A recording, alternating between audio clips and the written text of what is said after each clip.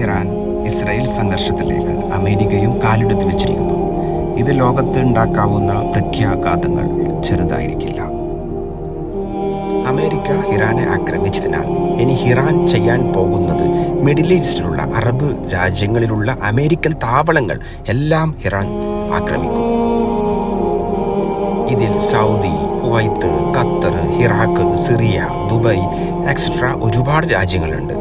ഇവിടങ്ങളിലെല്ലാം അവരുടെ സൈനിക താവളങ്ങളുണ്ട്.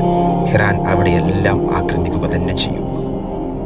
അങ്ങനെയെങ്കിൽ അത് മിഡിൽ ഈസ്റ്റിനെയും ആ യുദ്ധത്തിലേക്ക് വലിച്ചു വെക്കും.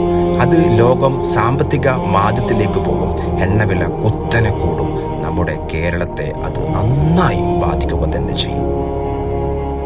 യുദ്ധം കൂടുതൽ തലത്തിലേക്ക് പടരുകയും ഇറാന് എതിരെ യൂറോപ്യരും അറബി രാജ്യങ്ങളും ഒന്നിക്കും. അങ്ങനെയെങ്കിൽ നമ്മുടെ പ്രവാചകൻ മുഹമ്മദ് നബി സല്ലല്ലാഹു അലൈഹി വസല്ലമ പ്രവചിച്ച യുദ്ധത്തിലേക്ക് ആവും പോകുന്നത്. നബി സല്ലല്ലാഹു അലൈഹി വസല്ലമ ഇങ്ങനെ പറഞ്ഞു: നിങ്ങൾ ഒരുമിച്ച് ശക്തിക്കെതിരെയും യുദ്ധം ചെയ്യും.